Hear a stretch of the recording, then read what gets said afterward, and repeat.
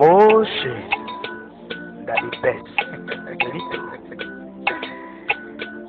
Boris Diamani, l'homme au piano magique, hein?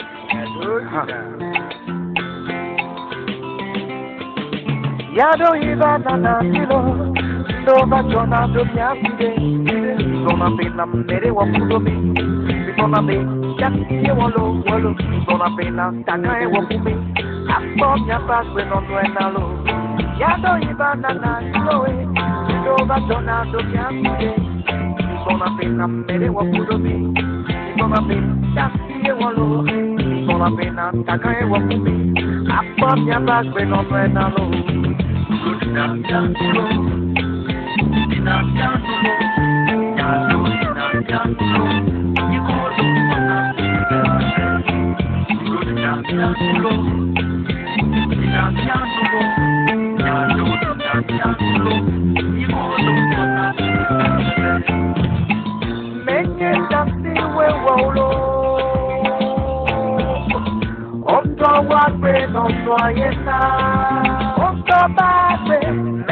Mama weneo ateolo atemo oto benu manya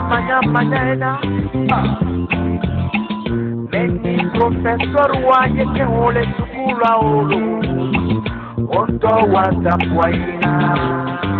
WhatsApp menye ingénieur ye blehana olo tiki mamno aina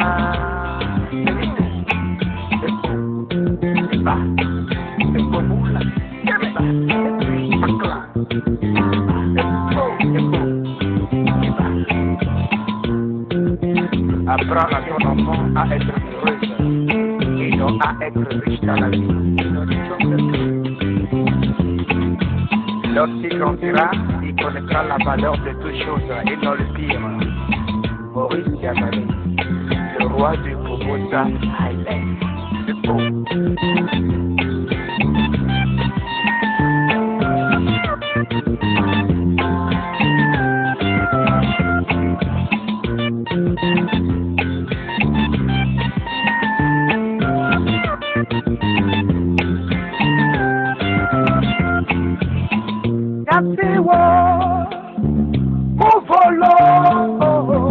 Mama wo, mufolo, trotame susu,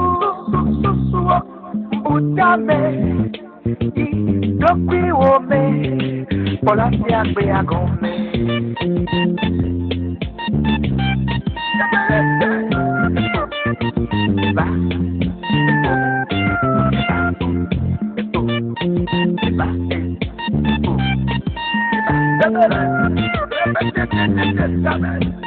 Dada, upale chankla dolo.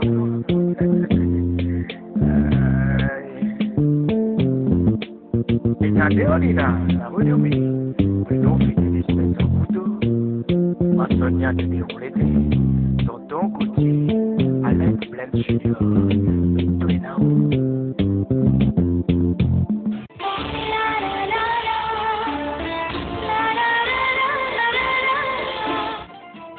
Majila Globe, Chadi. Evaï. Déjà, monsieur, mon effet devant deux maisons.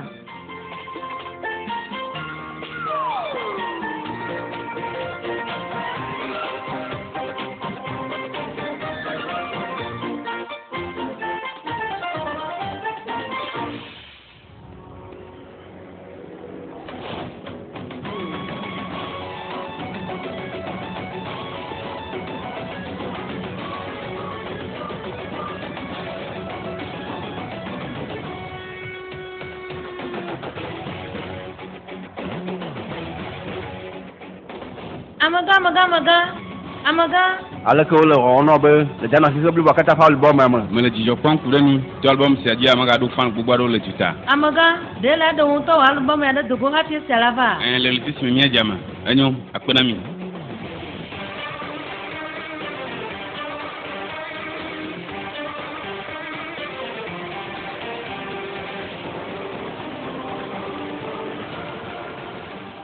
Demi ate jo agrama. Atakangbo. Afika de tugbe maruta made. De chugbe maruta ka, Ali aglomola. Enyo. Edo anti oba tisi adoa. Enyo nto. Mokana jibe blom si dimi le tumi abogbe ananye. Enyo nto. Nama kom si dimi le amina nye to ma de ma gomone minire. Nama wa kom si a. Ele bobwede.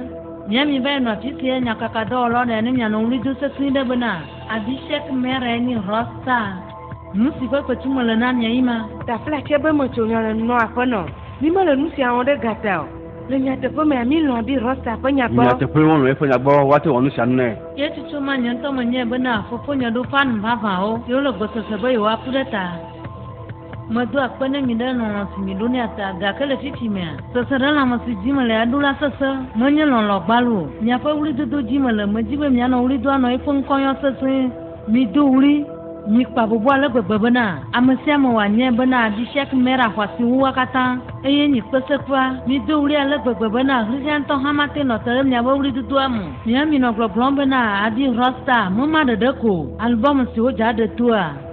Abishek premier abonkola noji.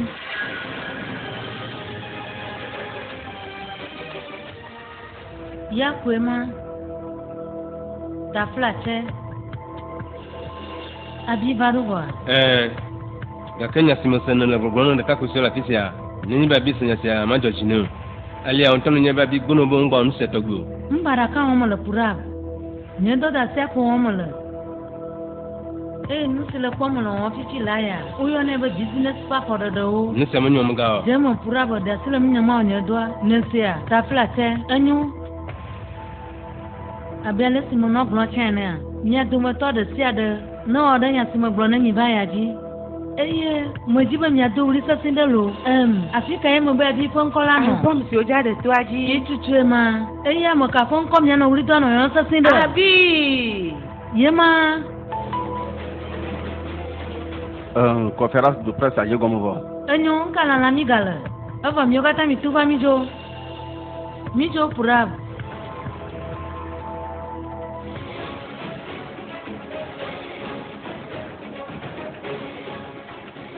Pierre a school wenye sia. Wa bobo wa no dongwa school besia be. Enyo akpena okaka. Conférence à Yegomovo ga ka nye potolo school ama. Amagale miniti amo wo magbe a conference la Yegomo. Enyo. Oh, levado officiel wa. Yes walo. Masusi bona habivi de ke maten officiel. Ya ta afila ko de la dula de jijife. Amagale mafo nao. Enyo nyaka onya. Majimia de pa, ele vovire. Enyo, mina mi miniti reka. Abo. Yona nyaka onya le vovire nanuma. Le poste a siemi plemi le conférence à Ogea. Pourquoi man ya zande ya ole ka mana sukulu viola fima. Bena ono no rito so siècle fo abi fonko. Ano donné dia le bena organisateur akpo bena yenyi nyetwa. Le candidat. Me candidat. Nous si adi koko into kanya kule jibiti pa mo da no podium adia. Tukara maleo. Nenyi bena onto susu bena rockstar don koma. Ekema ya subona madia mesi kinga nyafia o. Na fo pe wa Yegomo hononya. Amaga mi le gbososobo. Enyo.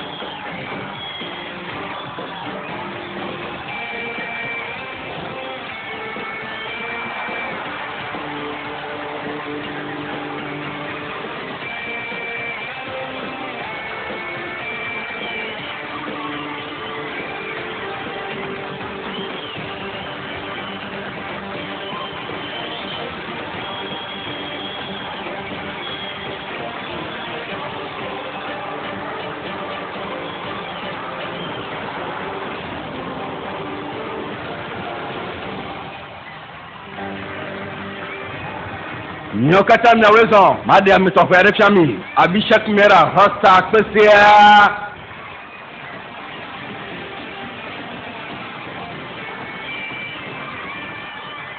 Bakle King Sing, rappeur sur Londres.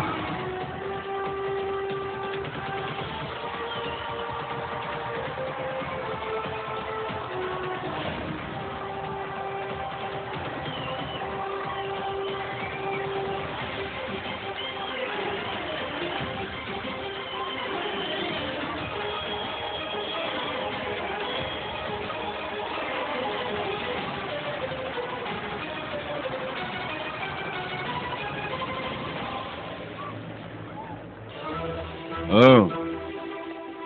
Kan hala jina. Wo fan o kon ko mblan ina. Mwenye alesi wano na mini kifajo. Gaka wambla ntobo na nyeklomi dano podion de kaji. Mele ba we na chidio. Wano mi yo fan ko nyento mako haji jagwa. Oh ba organisateur mo ganya no si o. Ya ka yo ba chodo.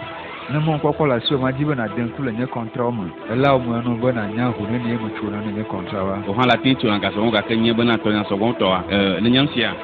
Ela banyia. Nye vraiment le no pesento. Enyenye chana amasi o po magaliwa. Le matiji mi anyanya amasi. Konkola no album afapaji. Ne pa mera nya amasi ne senwa.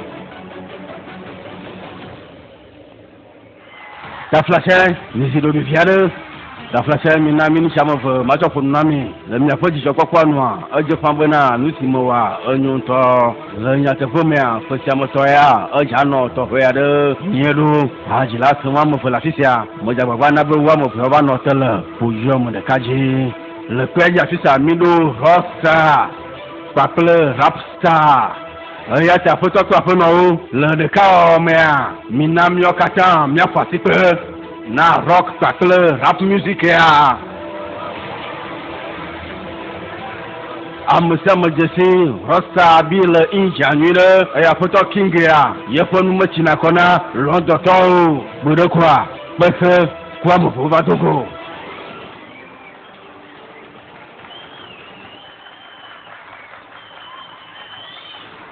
Nyama vya mijaji hadejo gake 2 million mena no yopo miniki fanya gwa Rap stem nye tu London eye rap kwemo ona duma hyan se tenye mandutu ipo hadeke ko Ta flash abi. Ce serait la makadom ne le sime. Il peut rap star mi va le podium de kaji. Ni si menyanyi ba. Nyinko dengo.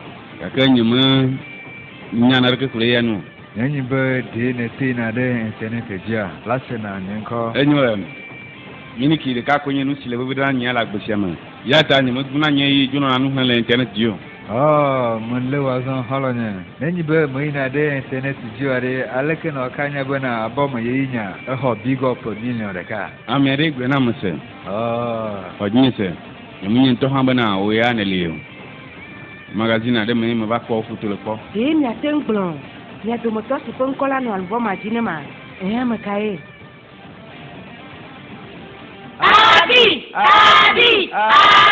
Ni ka te mi kata mi akpo. Nenye ba conférence de presse a wonu gbia.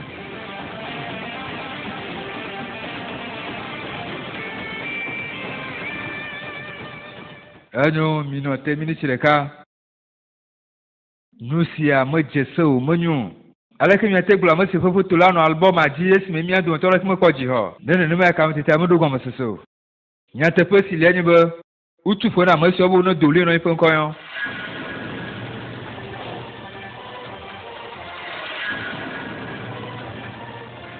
wo hoga le rockstar ne no telafisia si bo yu ano ifo nkoyo no sure wa tenye ile kato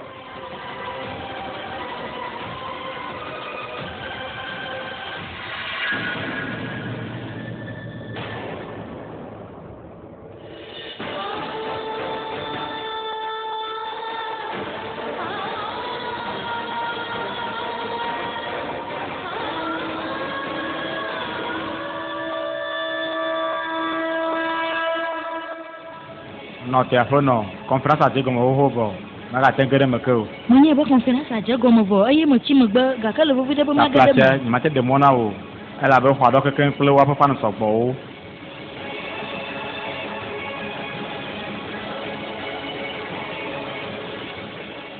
Doton apoto king sing po manye je mwenye.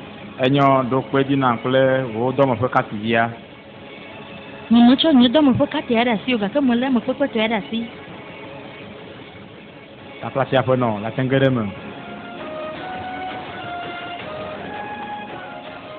Dotum. Mateo na magbon chonu le du siame. America manya o. Ayata wela to ga afla mu manya nyo. Ala bala India. Amusia munya amusie munya. Yema wonya tine gulale ma mede sere nya mesiye ne nya. Ya ta le bobore no bana na toga flow. Ale bo wate dulu ayo nko wate di nyire. Mugato flijanu. Wonya mesi to flijanu. To finu oji. Dele nyama jama jo chondo munye. Munya le chochono bana famille so bomba fisi alumema. Mele chochono ma ko le si on kuma la no ni be mo dudio. Bora dotum. Ko won popo agbonire. Ko le si na ja gbajina bana ya flo modenu. La tena on kola din le jusiama. Ga kani be mo to agbono no wala bum de sere. Mo gbe no bo mo ka onu si o. Manya ba mazama ba ba fa ye mo no areko. Ela ba manya ba nyevo magali mo dutu na nya. Manda mesi nya to fio fila ni mo tuzo nsia o. E dia masile nya fia mo wegbe a. ta place mi jo Awo amaganye manno to. Amma baba le ko ba fie na.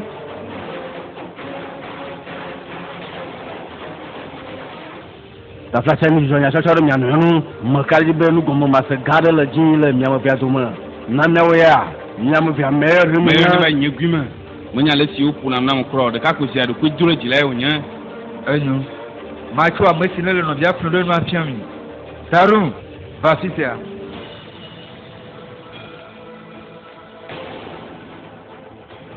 Ama kene ko wono ga hon. e ka ko ti do awujia ye mo po no ga hon le nyona ti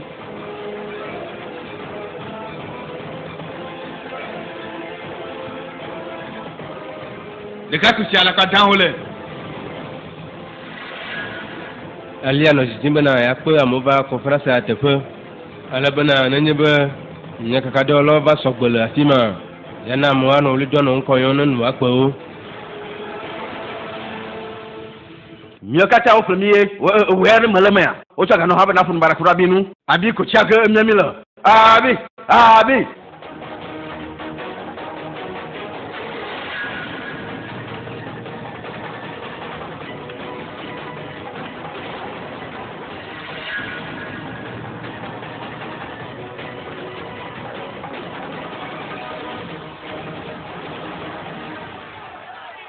Vraiment, le bon mieux tout la fille, le bon mieux tout c'est le cas. De non non la fille. Oh, ne que pour moi, en tout cas regarde.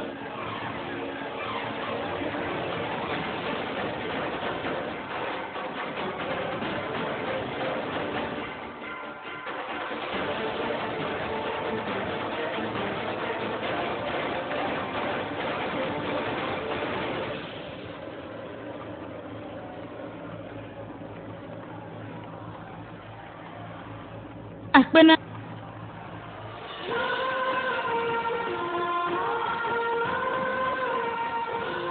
Oh, Pragia.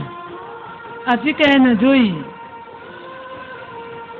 Afika nyile tu le trova magajola Mama, nukejo, mijo. Doton, modula kumna bititi lai vamijo. Nato. Nuka kumwabu.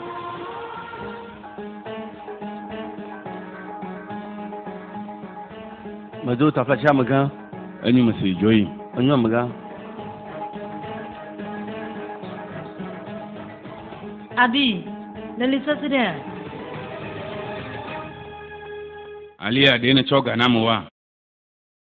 Donyi biabiam na de choga na mu wa lo mu choga na wo. Pura blenam. De wo wanya tefia. Kama king mu nya le ma si o gbo na mi fla mu ko subuna. Wa duli ayo nyin ko e ya ali ewo.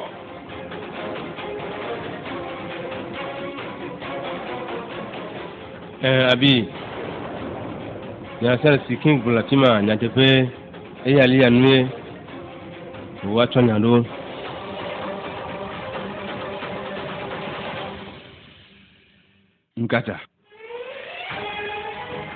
Nkata ele wana nama. Muglono nyure bana o maga fruit bana reko. Abi ni mate de mona msere uno dijila bro nko kwa sia duma. Eye wanye dugbe na mi. Ne jole peja ti ma flu do me. Egbe akinge digbon le fan yo pon kuma le du kwa kata pon kuma na nama. Ya demo business pa for de onya. Ale sienne de na sur le business gome a ejonatina. Ga ke monsieur la no mo de bana be wo nu ma mo sine wo egbe mo. Monsieur jihaji gon ye ya wo wana msiao. Manyo superstar wo wana ne mo. Star e munyu alia.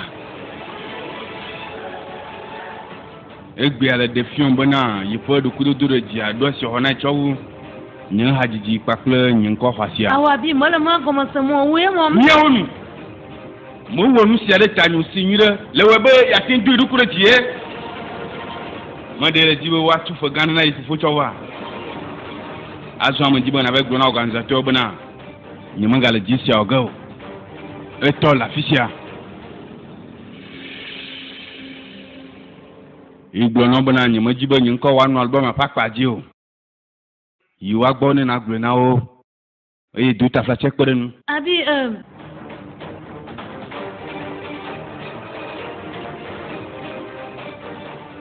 merde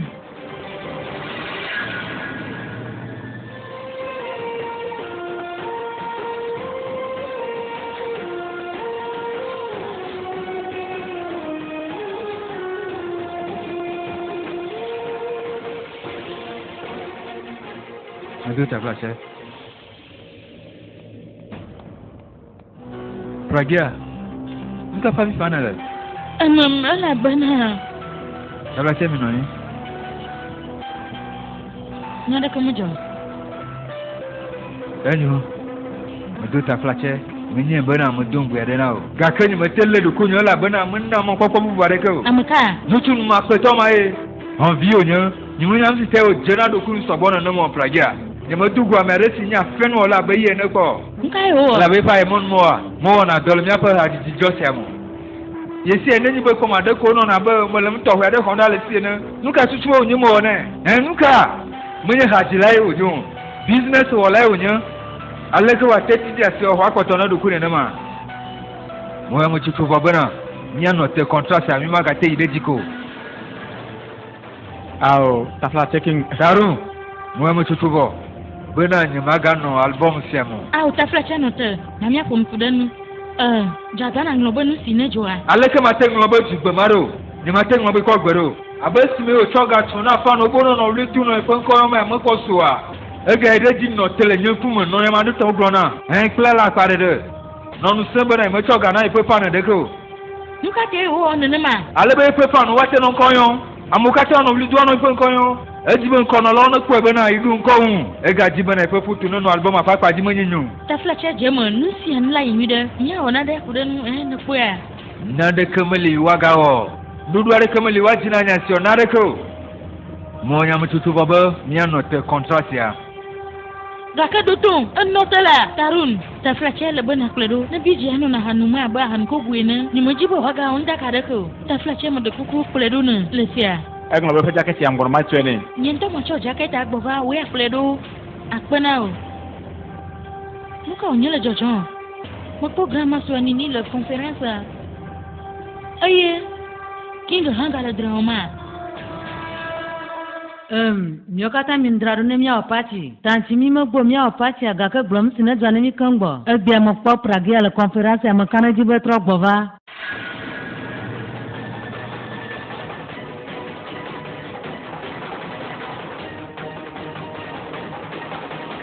nya te fa glone le swani ni Pragya tro gbova gbova nyento mo po Pragya la conférence egbia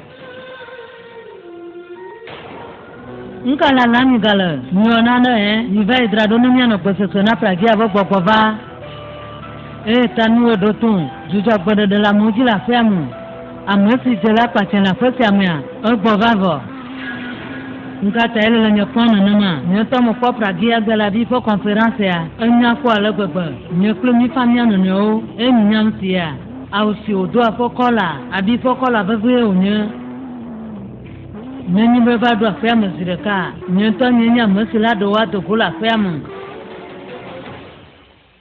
Ava na cho amsia mane ye jina duo klo jijo.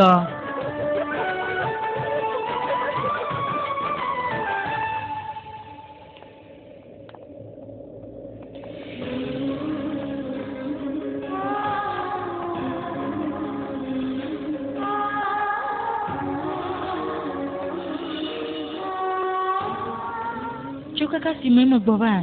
Doko mono na sosoro na maduba bila visi afi. Aye bia. Muga po grama swani ni hala konferansa. Ao. Maten deli po gbedo. Modon kwiba grama swani ni a. Ave chiefo fu me agba po gade woni sevo. Mala ba manu tamo bu prenya siano. King sing no wala ba manu tamo bu pudo. Ala ba mak fagoma. Namanya mesti ni le jijina ble fon ko la conférence là.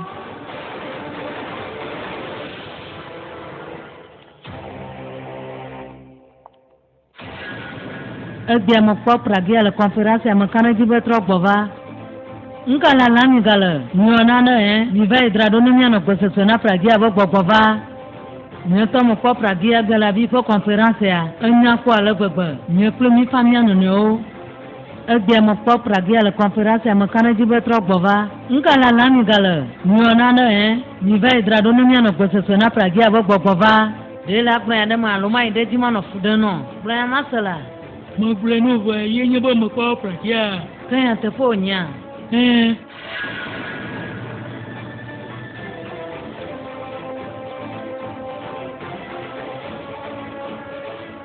Ruben. Afuno. Yeli agbova femi. Agbova ga se ele jibi nto afuno. Ejula jibi hovo. Kaka mo nye fa podem fitila. Mo nu siare tanyu ga kene wede wodu kuto jita ya lia. Azan, mo jibe na avec glona. Organisateur katambana. Mo ga la jisia ogo. Igblona bana ni mo jibe nyi nko wanu album apakpaji o. Yiwa gbo ni na glona o. E du ta fa check perenu. Alia. Nisi anu du mo blokaka. Na ma bloki ko ga le manani. Mo le vovonto. Grandma sonye libe po pragia. Nyamanya dogo.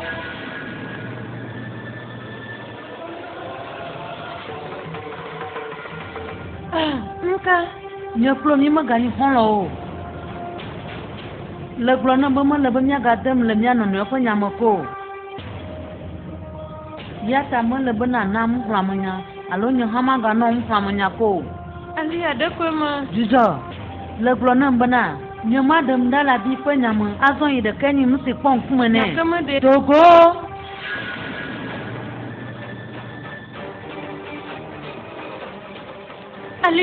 Alia.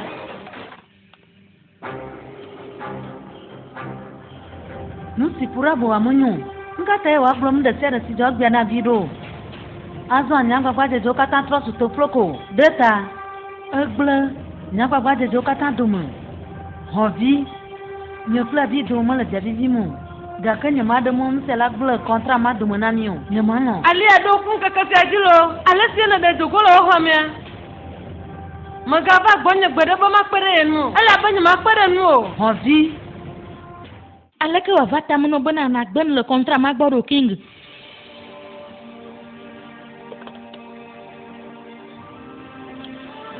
Nimujina la ona dokle pata papa mo pragia. Nimujibo mano kemano ntuma kwetoma fomfuma fomu. Ako ba globo nyikimia no podion de kadio. Wedo. Choko puma dari ni na kunna. Le dung bana into de kaya conférence maye chukara de kamano mu. Maka nye dungo bana lawa reclame ada kukula fima. Ga ke munye nyinya masi jego mo pragia. Yenya masi jego mo. Anu to hamale kwa mo le do kunyon la mo fomfuma be nya hajila. Wala nya masi onu mo tuna do a. Amasi onu de na fa album mo tuna won mo tuna do. Bo mo plan sila sinya bo. Namo de mo gbel album sia mo wa. Mano te contract ya. Ala kala te kunna na mando king. Untolo dona bana ifo chichiva benyisia. Azo adela jila te magbele ho chichiva bianu ala ba mere te dugbadanu wa. Nyobo dada e mole ban makada sile o de kanu na yo. Ao. Nusi ne jogbe amonyo bu dada yo. Nyobo dada yo nyi. Makana jibada tanye mi plan mama mi wadre biado. On vi me de magbe na mde siare. Monyo nu sinto ha o no. Eta kale du kuma kankan. Moto la timo, eta jiku duna mo mamleo. Nyamanya masito ha onyo. Nyamo fe mi wadre aye conférence a o no tizire ka. Ala ko yo ne fon koro. Eji bana ifon ko wadi. Ayo ga jiba mo de tiaro ano li do ano nko yo bana ye nyenwa. Gaka mo jibe ya wadu atrari to nko wasu isio. Ya ta o le pipo moto. Mo nye bana le jibe ya do ni kwa fele hon visi adomodo. Gaka nyama de mo wa ba mo ko gboro. Ma we de wo jijata. Pragia ma te de mo gbele ni jijonu. Mo chiri hon bi ma ko nya gbon to pragia. Ni ma te peji ni be nya klemi dogo. Ni o bo so gbon na ma. Ta fle che tro boni ko. Bomnya na wo jija wa ba na wa. Ewo nya kle kiara mi julo no ndo van fisia. Mwenye wo de ka wo jije onyo, ni ba kle kiara ha ko jije.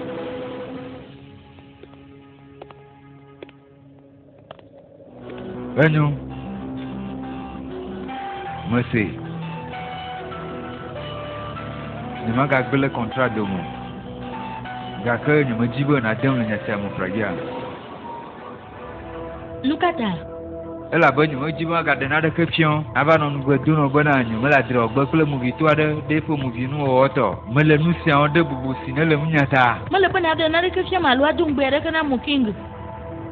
Nanka kiyama va matro don de sia de do. Nya sine le ma ni ma jibo na be do na de ke do. Nya ku hiu nya ya ta nya to ma kwakwa. Nga mtuma trimu. Nya mele tuma trimu pragia. Me da sile jinu bana nya ma ga gbele contrat si adumu. Eye ma ideji. Ga kama do nu so wa te fone. Nya ma talk kwa gboro.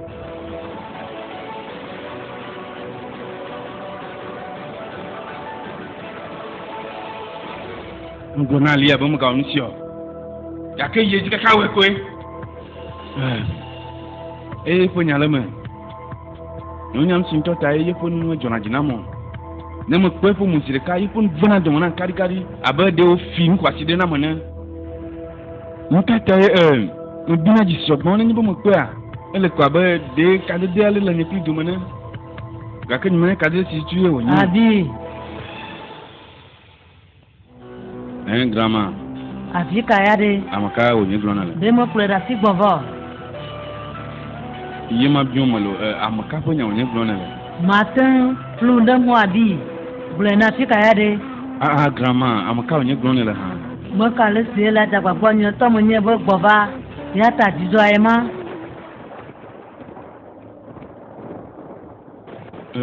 Pragia. Gbova.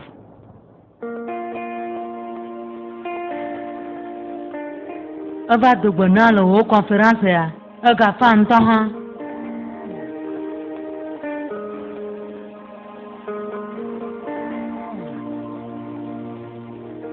Grandma, baba klore wo ko mana fe mra nyi bide. Na ma glo mu si na joane. Joane ni yo halo. Grandma nu ka te ma fa gble ne. Mo gbo.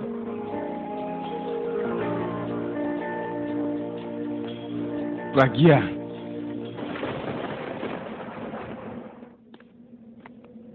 Dena le tamo bu pura pragia nwa.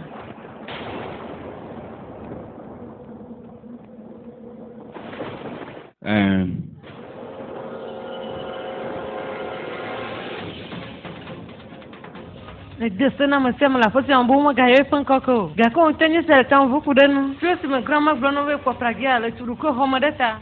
Dena jila de se le nya deta. Ala kala to nu se do abi. Matin o nu se anu sine juruma.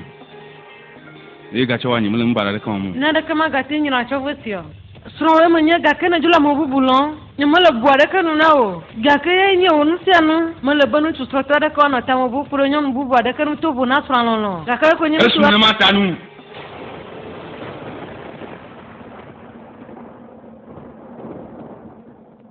Enyo le ba di viele yisi ma gaka o di bibia de temba na matin no gba to manemu ya temo de na mo me de ka gbo na ifanya bado ala ba na potole lo sro we manya bi manya sonyo sinyire tanu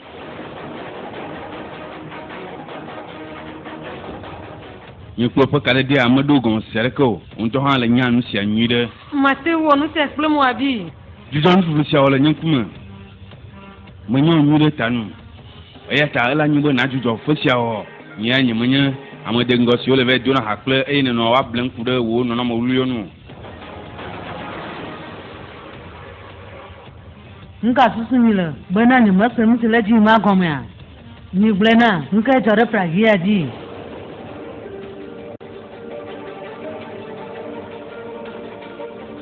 mi ɖom ne la mekpɔ pragia le conférence agbia nkata ye megbɔ va aƒe mo nkata ye le dzo le woakpɔ woe me le biabia wɔn nɛ Nanti, tebla cha jeme, mengano ha sok banu nama nyala glong lo ulang sen. miawo mu radze gblẽ na nke dzɔ Grandma nenya enyenye be. megahiã edze be wohã le vɔvɔm mete le nyateƒea gblɔ ge o Awo grandma menyenye miwo katã mi le didim bena yewoakpa ŋutinya ɖe agblɔ na taflatsa me ke la te gblɔm si dzɔ le pragia dzia ne Grandma, mi va mi, abi kple tanu la drɔm, mi va mi ve kpɔm ɖa, mi kplɔ no. metali medzi be nàgblɔ nyateƒea na megada le akpa na mu nkata ye pragia megbɔ va aƒe mu ɖe la te gblɔna ɖe ne ma Grandma, pragia dzo le mia gbɔ. asi megake ŋde me nɛ o nyamaɖo ta ko wogblɔna Metali juira judupa na kpɔgbɔ nyuie bena nu sia nu anu ko sese ne sia. Yiɖo tsi aɖe ŋdɔ hã venu. Yema metali dɔla me ɖe sia ɖe ŋu. Be wɔnu ɖu aɖe na mi. Taflatsa dze me nyo attention ala gbadzo yi dzi. Gake grandma yi do wo hã tension dɔ le nu. Ɖe le nu atike aboa. Mina wanu tɔ keŋgbɔ no hã anyi hã ma va nu tɔnya. Metali, Ya me ya aɖe. nena be wɔnu ɖu ada ɖe. ɖe miate mie miaƒe mua make ɖe nyateƒea mu koe nenyi be megabu nye agbẽtɔ hã mewɔna ɖeke o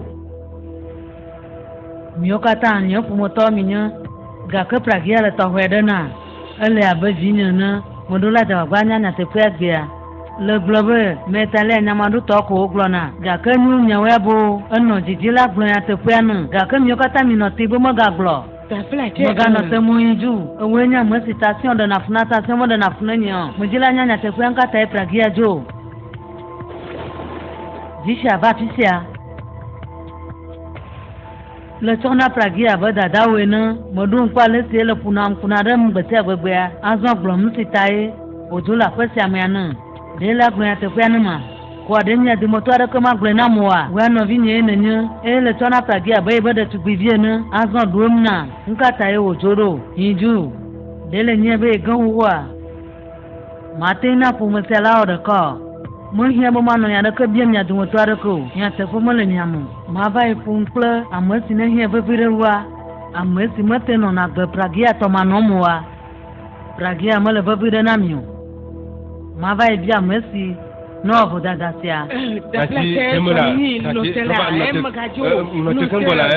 mava yi bia bi woagblɔ nyateƒea na míaƒe srɔ̃ɖia nyagblɔse me ƒona ɖe ko nye eya ta meganɔ numanɔ teƒe sia yɔm bena srɔ̃ɖeɖe ŋutɔŋutɔ menye srɔ̃ dzi ne le be ya ɖo nye kesinɔnu kpakple nye ga nye nu si ne le veve ɖe na o nye ŋkɔ xɔ asi akpe ɖe nu eye nu siwo katã zɔ asi wɔ nye kplo mi ɖe mia nɔa bi eye xixe blibo katã nya nya sia nyawoa gblɔ na nu ka titiwo míawɔ va mi nya kple míawɔ nu ta nu nya ɖeke klɔ mate na kpata gato ne nyateƒea bi nyateƒe ka wònye gblɔm ne le ta nu enyam tunu kalatsɔ ɖe fiɔ bena nye kple mi srɔ̃tɔ eye ne dona srɔ̃ɖeƒe kɔlɔa ne tana srɔ̃ɖe dzesia pragia donɛ tana dzesi ma kple glotutu aɖe eye nye ame si ne dze anye srɔ̃nye vavã eye wòanɔ tu kpakple yesia ya gblɔ nam bena ame si ye gbedo va tsia na mea ye woɖena eye wonɔna du kple woa nɔnɔewo tsɔ yi ɖa nye ƒe kadede ma dome gblẽ wo va yi magate nɔ na miabe tsɛ ne o ɖe megblɔ na va yi be pragia magatrɔ gbɔ va yi ƒe agbeme ke oa ke nu ka te mi gale nya sia gblɔ lo pragia nɔ ye o abe nyɔnu nyuie si ne dze ne o ene va yi gake le miaba ɖe ko va gblẽ wa gbea tume ɖe nyɔnu ma ɖo ta mate ne bu ma mɔ lɔlɔ aɖo abi gake ne gale nu ƒom ku ɖe nu ne grandma le agbese nye sia na wa la se veve ŋutɔ abadzɔ ne nye kplo mi le du esia ya nye si ko ne gblɔ ne nye be megayɔ pragia ƒe ŋkɔ le gbɔnye o ne nye kplo mi le du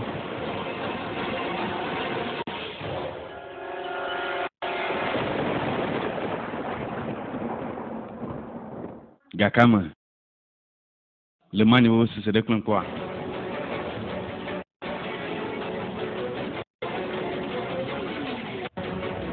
ne nye menye srɔ̃ na wo ya wa ihe blibo katã nye bena abi sia kumera ƒe srɔ̃ menye ya da suna ena pragia na manyo be abagbe no simu do la tite dumo ne ma ni ma choke kwa gbede o Sisi nga kwa da jugia kwa o hana nya papa ga ke kuki nya papa tawo nse de fu pe ti la ma twa te vana mu nya be mo bale no do no so gbon tawo kuki a ala bu yo ajiji do man kana jiba mo le do la kisi olia e wala ba ma kula gwa ba fama ga ke ala ke tu so de vana anya bana mtu fu pe ti la ma bana ba ko tal mama gwa ga ke anya ba ma bia bana chana ma ala bebe ma chana mo nuka geni lazon oh sisi susunya de vana ya si mama papa fumwa ene kupeti la bana va amundu de feti za wa choku kinani na kana jibala ba ko e wa choku kivana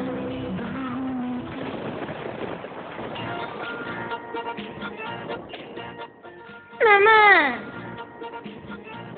oh Kiara, de grandma ondu dunia. Evo, jono anyi. Mama, makala di banula chikono. Ala bana baji la mama. Enyu masi. De la jila mama, alo ma jila mama. Nanya manya gbede ko bana tati manyo. Amo bana do manya nyamate. Le tati okato. Ala tati okata. Chare mati no la bomo por. Mama. Glena, não tá falando nada. Ah, o vinho, de que chicona mama viada, na minha tenda viada. A conferência de pressa, vai me hajilasa wa mabadoma. Americacho India, Americacho London. Gande bena bela mi bena, grama ya bela simi suye no. Ela bena hajilama veo bela te on le kuyati. Nyatepe, omojila no tendodo. Lucia na bela organizatora. Vale kukuno bo waji jodiro. Rapstar King Sing. Bakle India. Hey, mama, wata kumwa. Afisi yako ole. Luka tele noji. Oya chwe nako. Nuka ele jila chwe cho. Jila fo game jire. Ah, umonye gasia gamala no game fumu. Oza doso gbovo vemla yi. Makwa afisi ada. Afika ka fumu ale. Kiara. Nanya bota ojo yon fifi la yade.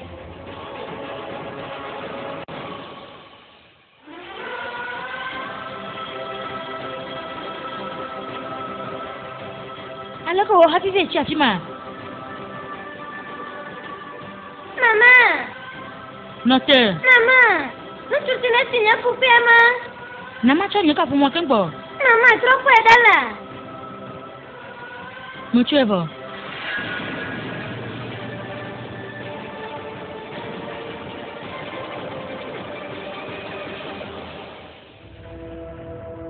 Wenye me. Ngaka. Odi jahadi papa vaje. Amisi le poma la tenye do la de la conférence a. Ye we bena oje. Nto ha.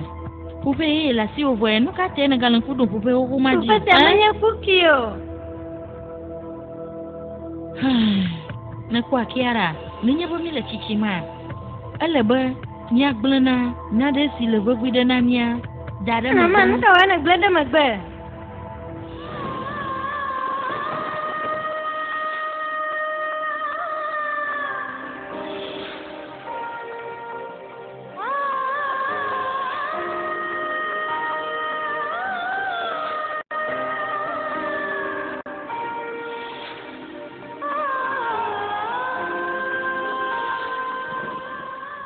Mama, nya masisi bana. Nya bani tia no so panya bomi hana. Wana nya goja imavo. Ela bani ma gada sile wan ma je atia deko.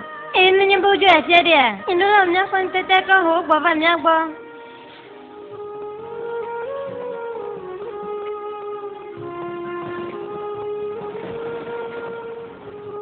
De chubunya de nenya aye.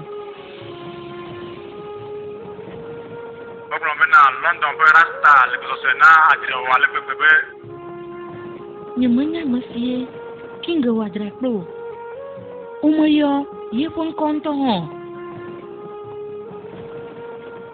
Kiara kama suga. Mama, majira puga mujara la. Mwenye fifi wala bana oh, tatra ke mama mada kukula. Ah, kera. Sukulu lino cho. Menye be fronto de se de onadre. Enmo ni o matin tro. Qu'est-ce qu'il y a de vos grands-mères? Est-ce qu'il y a bicho ka de se de club pagia? Aye, tu glonen to hambana anke que c'est la nya. Azan ya duna ko si afa. Nous si ate pagia jo ma gba tro bovo. Grandma, pokere onye si abayi, esi enu si ajoa. Aye on to no nya pagia nyude. Makana jibole nu si amgbe a. Maka lo be yak baba pesi amko. Nyamo tutu gande ni se biwo. Pragia la no bobisa se mandanto. Ma pragia de que se veut grandma. Abi ha se veut so bonto. Nu de kata iwa mo be ole bobisa do. Ni na mi akpere wa mo atro de ka. Pragia maga lo be yak baba pesi amu. Ala babi egbon me bana na to go le fa gbemo. Nu si mo po ere. On to ko le bu po le susu mena ma. Ala bana pragia ji be ya tro bova la o je si aro bo. Eje ba bi le bobisa se gande mo. E pragia de ka kwela te di tout le monde.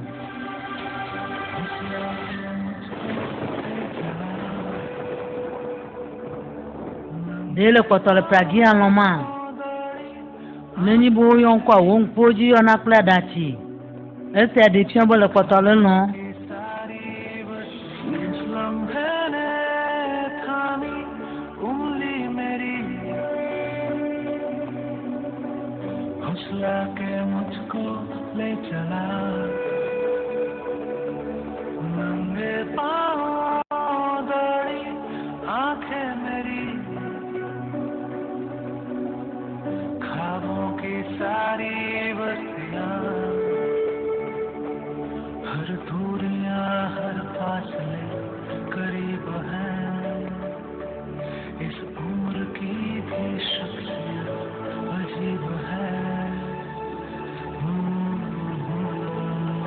Abi.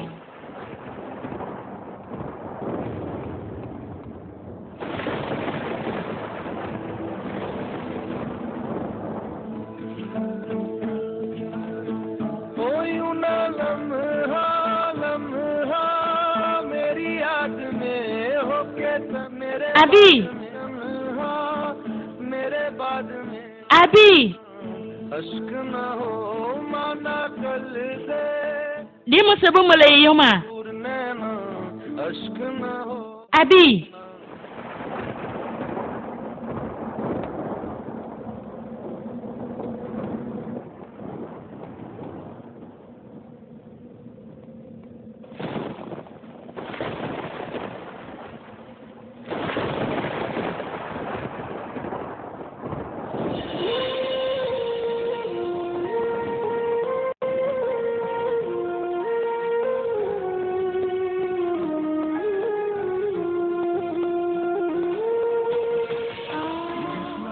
Abi, on to kono no musimele leada. Nka taile le tu hana do ko abi. Blena. Ta plate do tu abi. Grandma. Dele galan kudu pragia dia. Wo buda da onyo on to we de magbana babisa se simatun lelea. Inju glona bana, ulo tu na pragia ba maga ba fasi amako. Blena. Nga taile onanama. Abi, mwenye de mala susumu. Makana jibulu bana, ala deli dusiamu. Makam siam sila susu ala bana hojinya se. Barakabu mdaba kana madasiada inada foma. Lenya jinya snoto auma dana blibo. Neni bola tepo bobo uma la jo. Alaka miakono manchinya la wom nani ba yikotole miano no. Nyamo ba mi dula no na tukle miano no. Jagwa kwana wa fodade. Na na wa troko vanu. Mo kwela conference e mo jibo wa troko va foma. Vai di na jagwa ba kerem ma de suswa de nao. Vai fun kwa sécurité sene la conférence ya. Jota selewa bonu nyibo mo jesi pon ko a. Choy fo futo fion, ifo futo le kapu mo jino we. Makane jibo wa glono bo yo kwela fiade. Ima iye la nye bena mwenye mu myesu sumalo. Bora magabu ota bele se mamamle wenu. Nka te amere kuma jila hojinya so. Makana nya sini glaji grandma. Neni bela hojinya se akama. Ine na ba ji pragia ne na kadem akple baba fese amene tanu wajo. Abi jo ne le chona si ho na ma. Kema ba ji.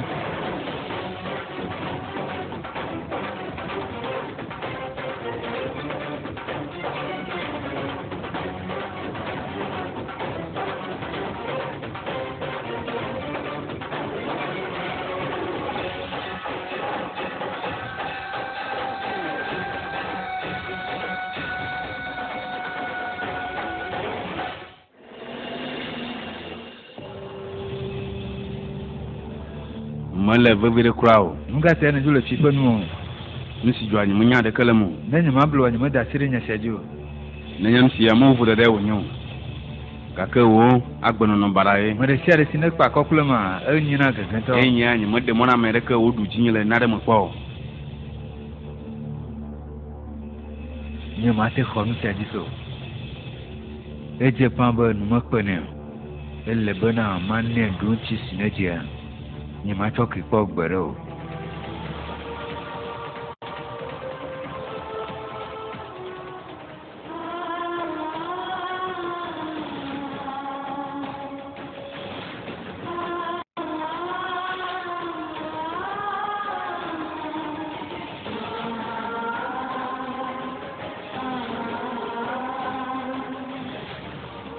Mabana o ne chula fisia. Ne chojui, chula fisia asma wa gbelo la njo. Pragia. Mala fifia.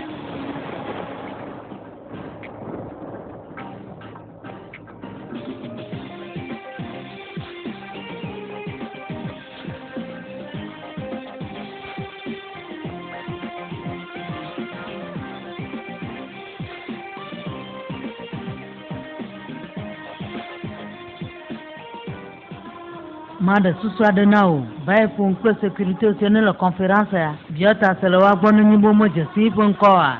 Tu es pour te fion. Ne le sona se wa hona moi comme bae dit. Pragia. Afrika inele.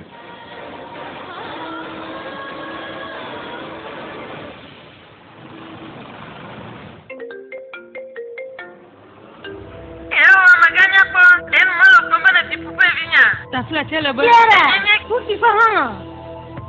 Papa ma tanya wanya. Tinya poma, ti pupe vinya jula gwanya. Taflatele fane kwanya mama. Kana la modruja kwa titi lai. Kaka sada titi anya panya choko kwa ole. Nyama kwa denya kwa saga.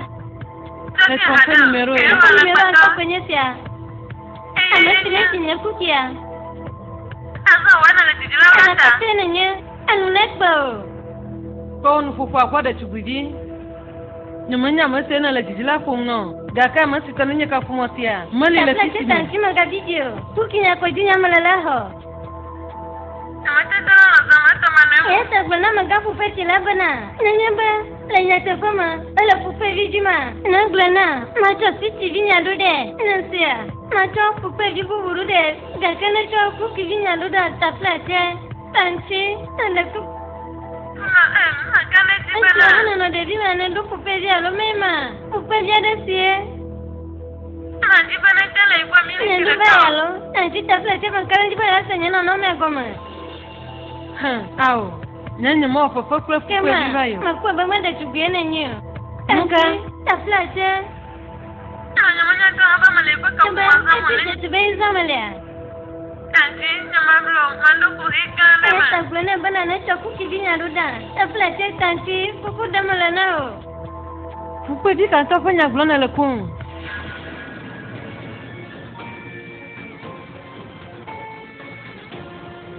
Yena kadanu na watanti. Alanti sidia. Ayelo gankia. Ay na puede kuku hale tani alo. Kiara. Nanya bono hame.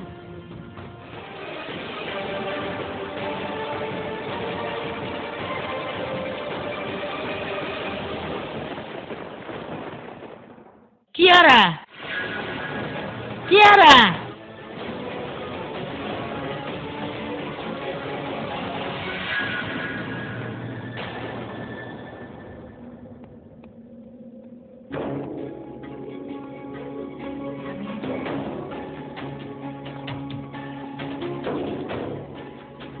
Menya no sie no wa kiara. Di unto no sisi bana nyamanya wa.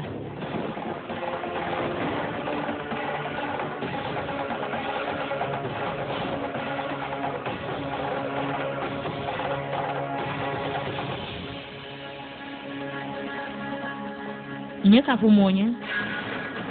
Chơi đâu đằng. Mình nhớ bên à. Sron nhớ mới cả luôn nhớ nhà bữa bé lấy gì uống luôn cha vai gì nữa. Gà cái nhớ mắt đâm một cái dễ dễ đùm lạc luôn. Nhớ mới là một bớt giật gấu ta nữa. Ở là bớt cái dễ dễ nó là nhớ phơi bị đùm à. Ở đúng sơn ở là nhớ cho ý đâm mà vào. Gà cái ơi à. Le dina bon ka dede to we sine no na son ton tu ba klo nyonu do mo yi we be nyimo kana jibo la te pon twa de gbede o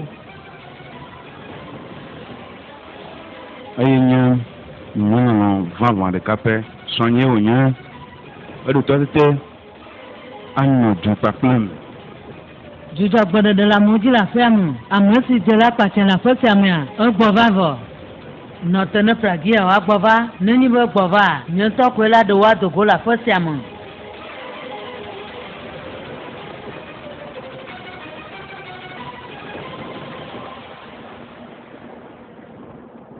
Kinya ko jumla ba matro ho. Dile yue. Choduna, mama choduna. Mala femo. Tata de me ponukle.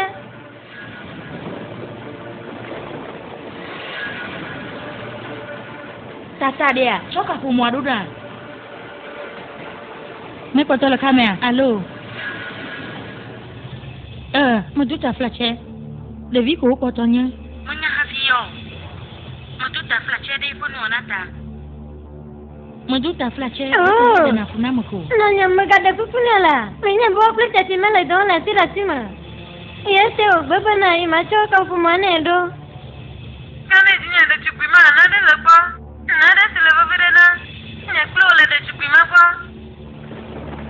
La kamune menya bana jono kuku denio. Ai bo yana na kamune babide. Note. Allô. Mama. Allô.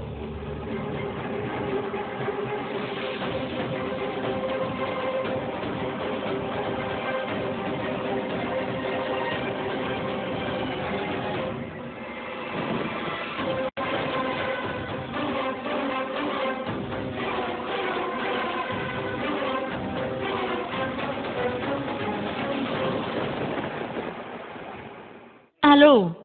Dina le nyang ko sama ko no. Mama, tu as d'autres mains pas là. Gakam. De la te ko ogbe ai divide ata flache. Tu as d'autres là. Allô. Allô.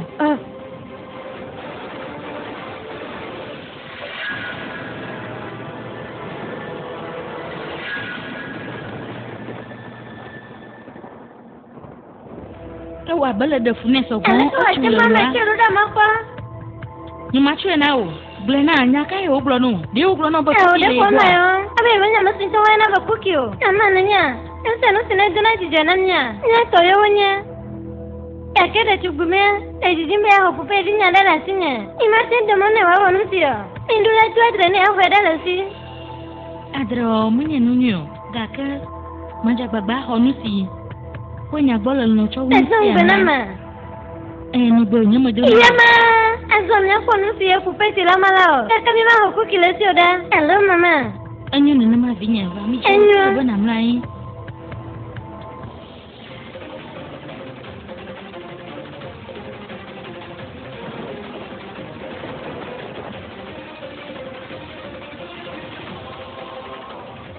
Mukate ogbe magale sisimu.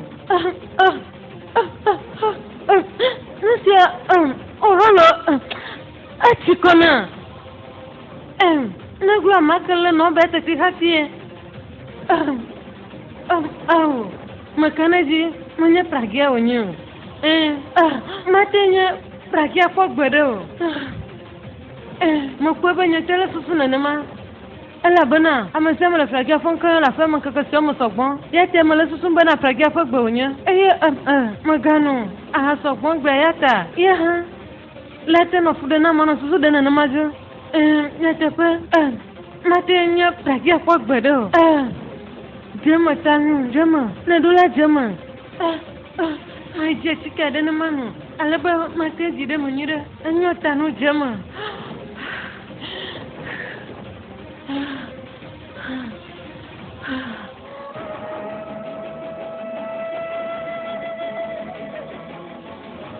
Magabiji dunzi de kaketio. Demu biji do kwa. Chue. De kwe magrone namu. Kakene nyeba mpo.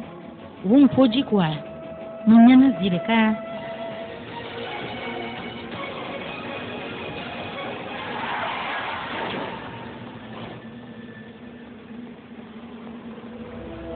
Susu mele chachakanwa. Nukatela no hano hukuno. Yupo nyalema. Nundura no hano hukuno. Ndeta nya monsieur le mama le mai parabole sisine ha. Oh babade. Babade. Taflache.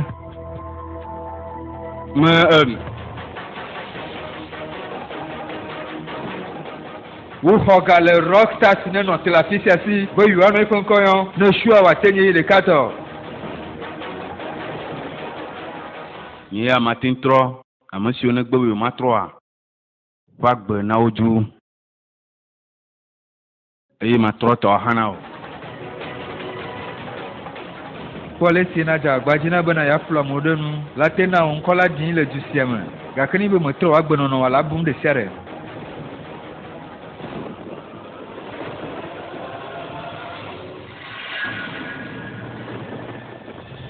Oh nukata oke Daflache jujon koklodu. Ni ma se sonu si abam dogoro nu gbalwe no.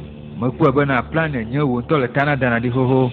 Eyo ya fisha ne ya ni mamlo no na tukara kwe. Kakemu glo no zigere son ko mo le nu bana onu jujon koklodu. Mo zona jina nyento ha bana ma duna go klo.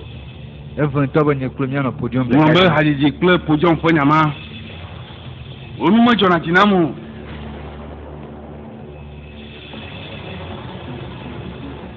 Ihe ka tampo ajiji po na mamuga kafia kana mu ni muga jibe nya dogo na maga ko nkum siaka o muga te ma na mala kono zire ka bana ile bo ma ba gan yo nya sila gloji la fa no wa no gon fa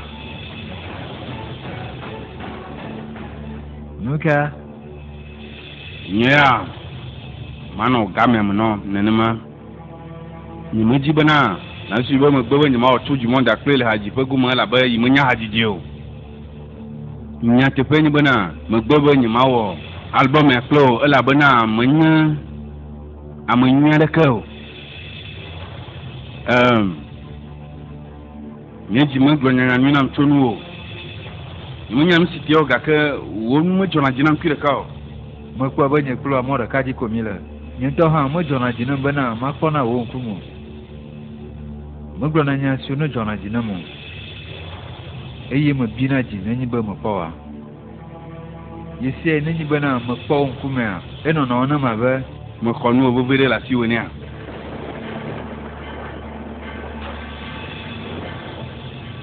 aw mo jila global no anu ma ba mo le mbo bi are kon la si woni ela tin vama kake mana na nye bana mga no ko funde no ala banya abia yemende na mona America wo fina nyengo vereka juna le gbanyo mo jona jina ba ma pia mo fo no le kwa nko nyenya king nenbe mo jina de a won to vana le odukwesi ala tenye ba nu si ne dula nye to wa yin to zon va gbonya amasi onye fiwa o to enye na tanyu na de kemo vana na mo la gbe ambo bore ne mo egbe tanyu to nya yake voni to agbono ne poto le susu mo fo hiere mo ne su bana fia e nya yake fia fa gbe wuna nkaba wa pe te sunu ko potona ne gbele wo dire de kama mana la ko agbe mo fo nu tonto menye dun e onyo nya te pe la kejulo mu no le majijime eye ngbo nye dum le nawo mo cho ngbo dodo sia abadi kena eye ni mo gana la dikare kemo enye ya me dan la nyang dodo dio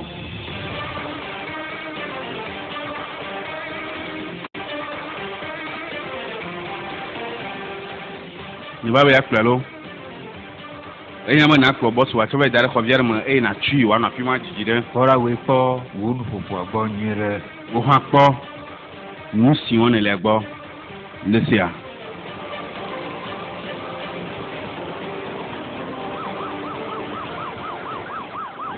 Merde. Nyaka do lo ga kodo. Oh shit, maunya. Va ko vito pa maga. Dabla temi lentu sia. Enya nyure ha fi ku popo aba tutonya. Vito pa maga ala ka down le. Nu si o ka tan yefo bu de de wonya. E che fo boss no dinye bo ya wu ala ba kwa bana madengo wi mili choi tu. Ala ka down le maga. Nu tu sia le tin la gbele nye ko kwa sia do mona. Vito pa maga ta fla check o don le ala ba nye bana yi wo jire klen ya mo sia ye fon ko la de divide ya ga do si o ho. Jujo nu sia. Tusha, kula yi de mya fo do fe ya. Do to ko Victor fa magan musi na joya jojo de mona makonya ti agbo la onuka va do fe ya mya fo la fima ta fla cha magan na mo nyole jila che nya ma malu ha tusha se du pe ka lo no wa mo fe ya na klo chojo ni to nya nsi o gama le kwa klo ko Victor fa magan mo dula yi afi sinyo conférence la afum na sécurité la no ha lai le ru fuma le ru ra ko nyaro amagan mo wonye hadira honko rostama enye magagbe na bana ya ha mi choga plio ento enye ni rosta bi duma hia ko Victor le no ga sia gama yewe be o jesio lanko yo enyo kama chama sio la ba to ko konja o la jesio kan ko to ma ga la mi akula jo la ba mi sia taji do la fudene ndo ha amagao ta flesha mi pomyaro tukara ma o jo apoma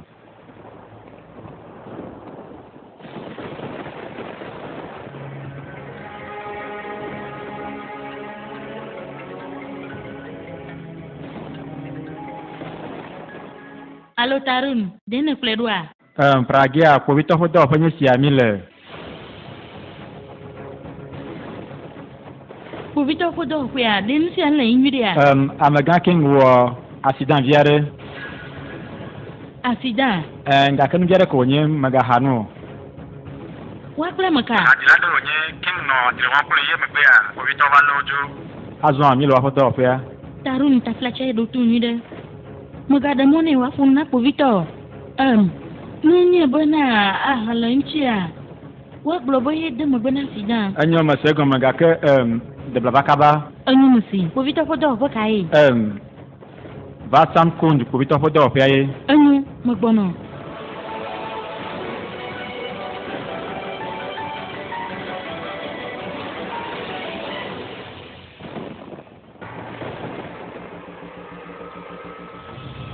Vasa fun ku Victor fodo fe alo. Ye tutuma vakaba. Ma va do zande. Na me ba namba yo nami urab.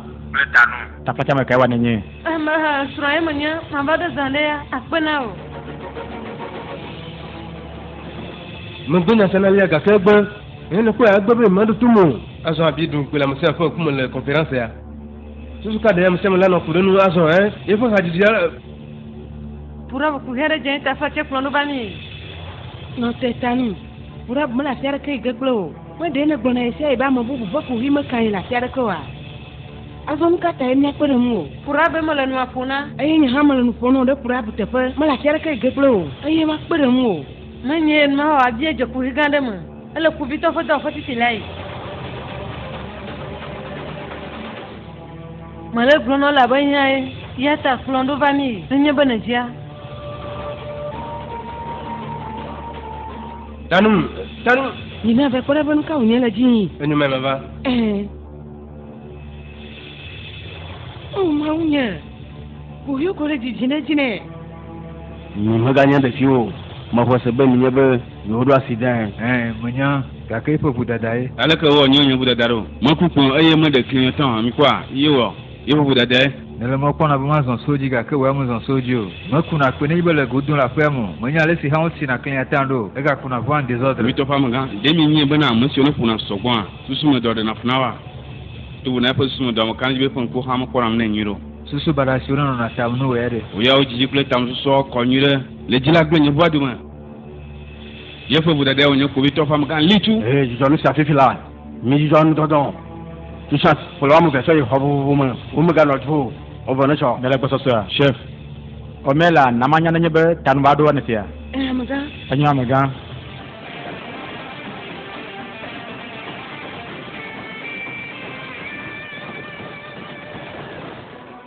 nyamanya nu sistema ko da tisi a hodo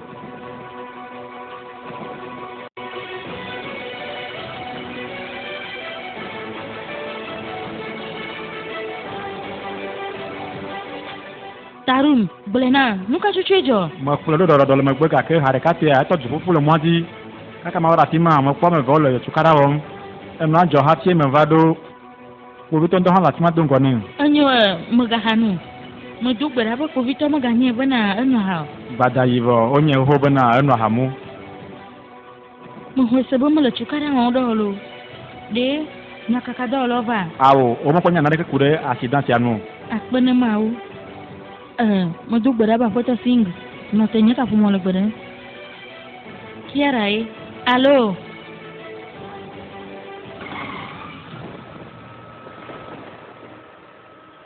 Ndotun tanu. Neva va mbana, kuito fa magama le turuwa, mungabi jiyo ne sia. La ba minya bana e fa bura da yo nyu. Ya da ja gwana de bura kuito fa maganu. E vitwa. Fa gonye bana maganya ba bi no harafa ha vidugo. Ne segoma. Ga ka bi no hamwe mema. Nyo ta minya nyu bana ke sema bila hanu so ga ke ku vitwa munya. E mun hembo nya, ne le goma sama. Nuka fa mo kana jula na, ni manya biwo de. Non de mo le mo kanao, de ko mo le bana. Ni ko fanya ko do anyo de ka kuma nyoa. Ku vitwa la de sibana bi fanya munyo ne segoma. Magava manya. Nuka te do dizila sisi alea. Doma hewa to de siboma gona bi hoga ya to de si ojo. Afoto mera nchi mi varwa. Esroye manya. Anyi mi klondo. Ne kwa. Ni ko to mi si inja voga ke. Ola bubu dere mi vovogo. On to bonu ko. Ala ko anu nya ba ma ba di. Ole bu dere no la bo nya ba fi so no nya. Nya polo ya nya sia. Mo gol ma fone ma ba. Enyo. Ka don kui. Odo nya si. Mo gol no ajine si.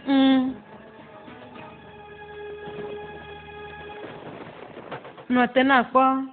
Nanya ba mo to mi sa inja voa. Nya ka ta nya ba na.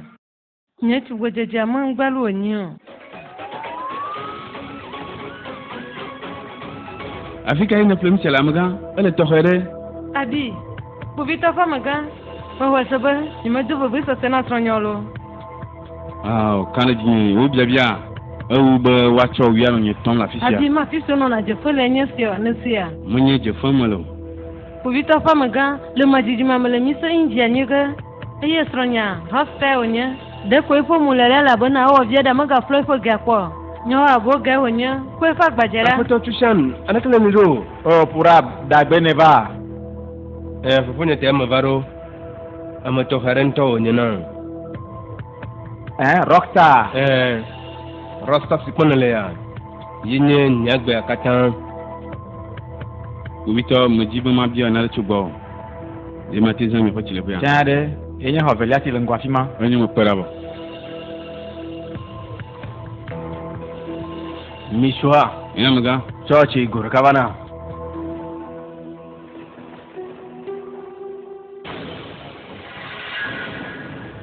Afika foto singare. aficha uno zaria ni maka nyafisi ojoyo ta fase ko bito afika foto singde Ala tima goji. Akbana o.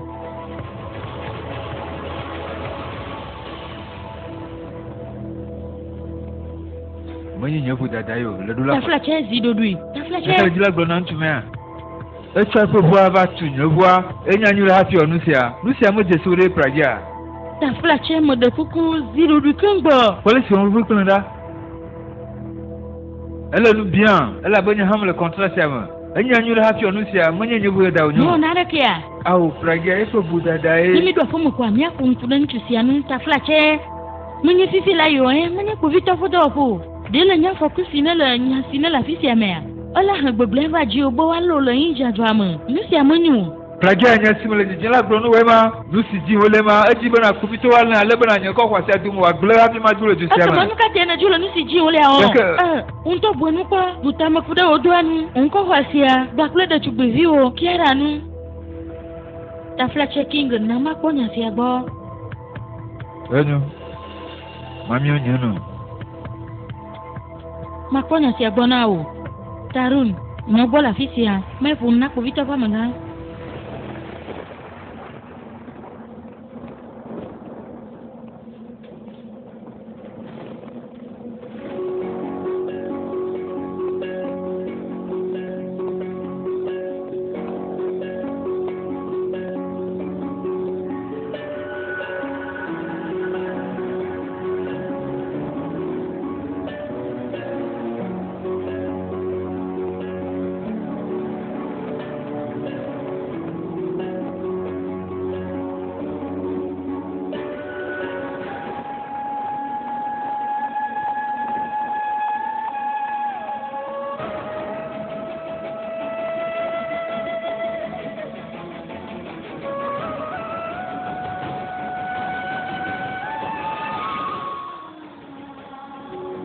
Tia. Ndi nào? Ndi nyama. Nous c'est quoi là on même ma. Ma tombe sin to la fion. La blache dans le goût ni mang beau parfum pour on pas goro. Abi.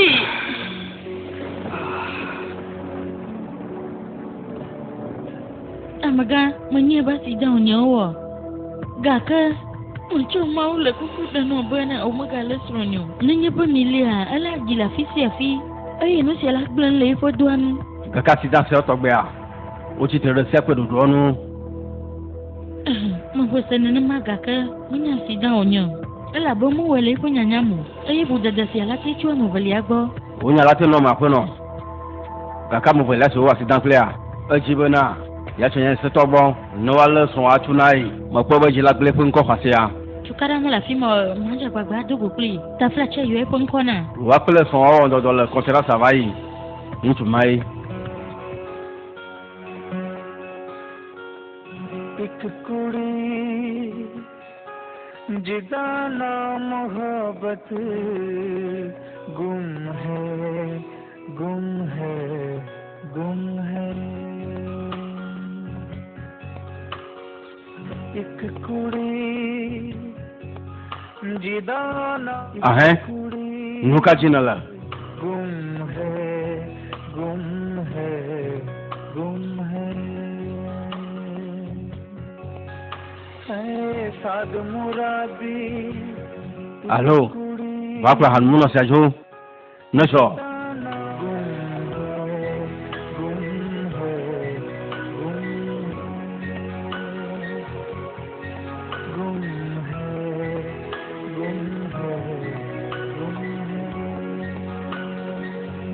Hey, para we atika hinele mi kule joyi.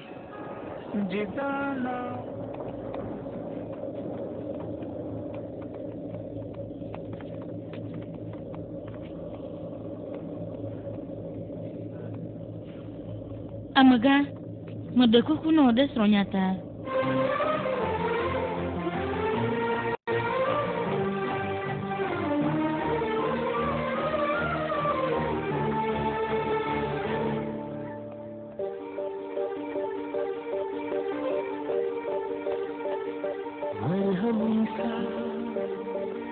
चांद है तू भीजना सा मैं अंधेरा एक तुझे के लिए है नींद मेरी ख्वाब तेरा तू घटा है फुहार तू मैं घड़ी Menyo. Nyahamalo. Menyo wale gbegbe. masanya sigulana le agoma Nenya bele se gome ya kamata fleche. Magacho nya de sronyanu.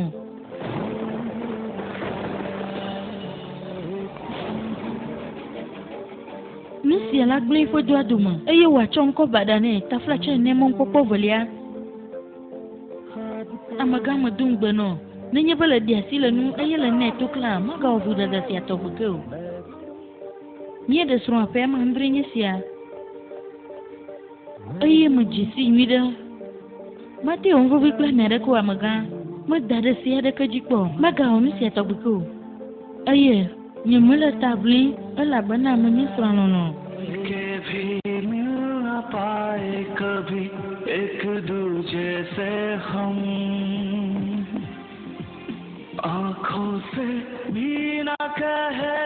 के दास्तान गम Ala bena we na sronye na nye.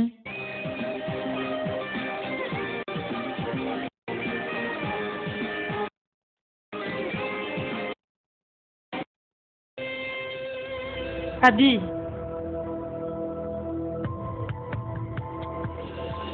Nuka nubuna le kwa.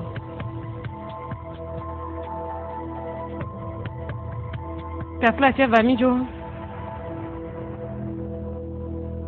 Nanyi bele tek bere dia maja sile nuno. Ga ke kwa bena maga onu chatoboko nyo ale ka kwama. Ya fo da ko o miamile. Akpe gane na o.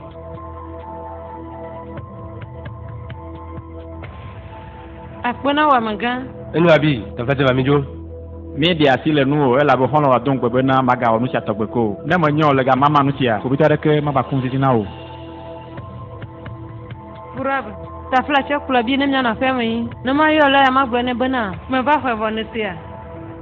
Urab kata che san ho masia. Enu mo de fo.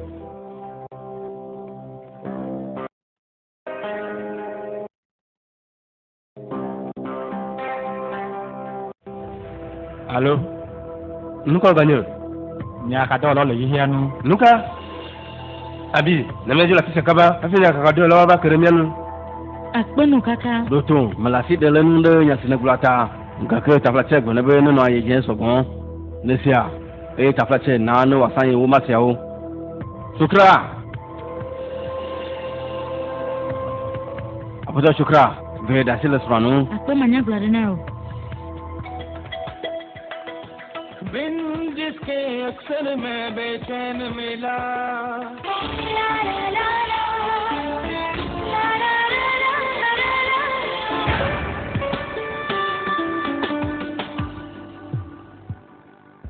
बंदिया तू मुंह मोड़ के ना जा